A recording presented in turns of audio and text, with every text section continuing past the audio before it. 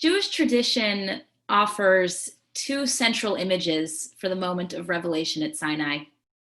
The first image that many of us might be familiar with is one of coercive acceptance of the Torah. Mechilta de Rabbi Yishmael, a midrashic collection, imagines God holding the mountain over the Israelites down below and saying, if you accept the Torah, good, and if not, this will be your grave. We are to imagine that God actually threatens to drop the mountain on the Israelites if they do not accept the Torah. While this midrash is upsetting, it reminds me that our sages saw Torah as a weighty commitment to carry, one that in some sense is imposed on us by our ancestry. We are born into the covenant or we choose it, but it commands us to strive each day to live up to our tradition's highest values and fulfill those weighty mitzvot. The second image of receiving Torah is one of loving, heartfelt commitment that is freely offered.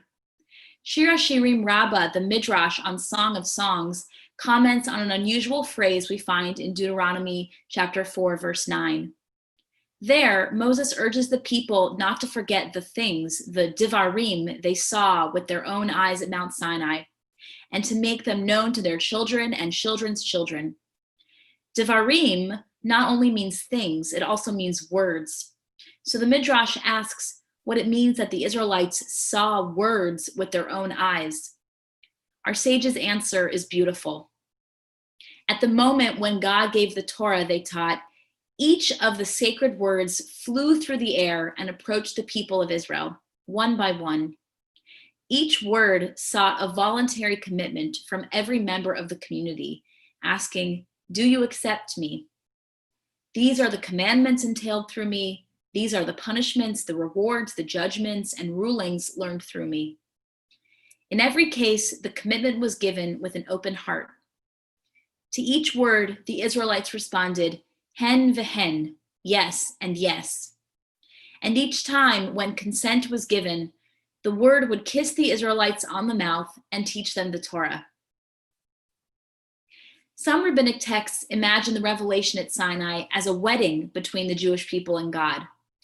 Others envision the Jewish people wedding the Torah and God as the father or the parent of the bride. The marriage metaphor emerges clearly in the Torah passage that we just read, describing the covenant at Sinai. God, as it were, proposes to the Israelites, promising that if they follow the mitzvot, they will be a treasured people among all the nations. Segula mikol ha'amim. The people readily say, I do, responding in unison, all that the Eternal has spoken, we will do. To prepare for the union, the Israelites sanctify themselves, bathe, and wash their clothes, entering a state of purity as they would before a wedding. There is, of course, a ketubah. The stone tablets bearing the 10 commandments serve as the marriage contract. When the Israelites take their place at the foot of Mount Sinai and God comes down from the mountain, we're reminded of a couple standing under the chuppah, ready to pledge themselves to one another and unite their lives. Finally, Moses, representing the Israelite people, comes down from Sinai after hearing the divine words, and his face is shining so brightly with the light of Torah that he has to cover himself with a veil. Each year then, when we celebrate Shavuot, we are renewing the marriage, recommitting to God, to Torah, and to our ancient covenants. We remember the moment when God chose us and we said yes. What does it mean to be chosen? Again, in the Mechilta de Rabbi Yishmael, we receive an explanation of the meaning of segula, treasured. The Israelites, says the Midrash, are a cherished treasure, an otzar chaviv. We are like precious stones in the storehouse of a king, which the sovereign carefully guards, counts, and gazes upon lovingly. God chose us. But the Midrash warns that we should not see this relationship as exclusive. God has other cherished peoples, other jewels that are precious to the divine. But our loving relationship with God is made manifest through the gift of Torah. On this festival of Matan Torah, the giving of Torah, we celebrate by studying the symbol of our mutual love and devotion. The Ava Rabbah prayer, which we recited this morning, describes God's abundant love for us, a love expressed by the Holy One teaching us Torah. For Jews, to study a sacred text is an act of great intimacy. We pay loving attention to every word. We ask probing questions and listen carefully to the answers that emerge. And each time we are reunited, each time we return to our text, we are rewarded with new insights. Rabbi Harold Kushner, in his book To Life, recalls one of his professors at JTS illuminating Torah study as a spiritual encounter. When I pray, I speak to God. When I study Torah, I let God speak to me. It can be a beautiful experience to study Torah by yourself and listen to the voice of God. But even more beautiful to me is the opportunity to study Torah with you, with members of our community. When we at Bethel study Torah together, we're all part of a sacred conversation. God speaks through the text. We hear the voices of our sages throughout the generations, offering the wisdom of their time. And we hear our own voices too, sharing insights and questions, struggles and revelations in response to the challenges that are ours. Chag Shavuot is generally translated in English as the Festival of Weeks, since it comes 7 weeks after Passover.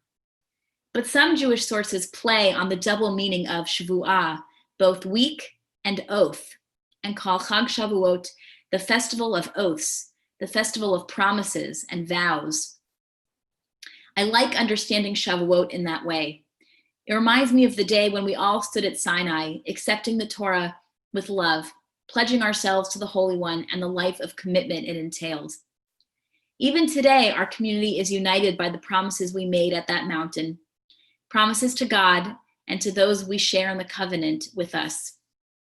When we bring meals to each other, show up to Shiva Minyanim, call each other, pray together, we're affirming our commitment to sustaining one another through good times and hard times. Chag Shavuot is a renewal of our vows, our Shavuot. We stand again at the foot of Mount Sinai, declaring, as each Israelite once did, hen vehen. Yes, I choose to receive Torah. I choose to renew my relationship with God, and I choose to be a part of this sacred community. It is often said in our time that every Jew is a Jew by choice. Shavuot reminds us of that truth. No mountain hangs over our heads today, threatening to crush us if we walk away from Judaism. Instead, it's up to us to accept the gift of our heritage freely with joy. We choose to keep the flame of Yiddishkeit burning in our homes, in our synagogues, in our communities. So on this festival of commitments, I invite you to stand again at Sinai and make some empowering Jewish choices. Make Torah study a consistent part of your life. Open your heart in private prayer. Come support others by praying in our daily minyan or on Shabbat, as many of you do. Find a new ritual or mitzvah that will add new meaning to your life. Saying a blessing before eating, avoiding lashon hara, negative speech, or maybe reciting the bedtime Shema. Stepping up in commitment is not always easy, but we're here to help each other on our way. Rabbi Yechiel Orenstein, who served Bethel for 35 years, I'm told, used to advise, take on one mitzvah at a time, grow in your Judaism little by little. In memory of Rabbi Orenstein, Zichronah Livracha, whose yortzeit we commemorated last week, let's renew the Jewish choices we've made and be brave enough to try something new. My special hope for this Shavuot is that all of us will choose to strengthen our commitment to this Bethel community. Our doors may be closed, but that only makes it more important to stay connected to each other, show up for each other. One of our members recently shared a meme online that really spoke to me. My synagogue is open. It's open every day because my synagogue is not a building. It is the people who are helping each other and their community. It is the prayers for those who are struggling medically, financially, and emotionally. My synagogue never closed. It just opened in every home. We are Jews by choice. We are standing at the mountain, and everything depends on the promises we make. So let us affirm, as our ancestors did, that we will hold fast to the covenant and pass it on to those who come after us. Let us welcome the gift of Torah and the wisdom and purpose it brings to our lives. Let us embrace our Jewish commitments, for they lift us up to a life of spirituality, learning, and community. And when God asks each of us the big question, let's answer, I do. Chag Sameach.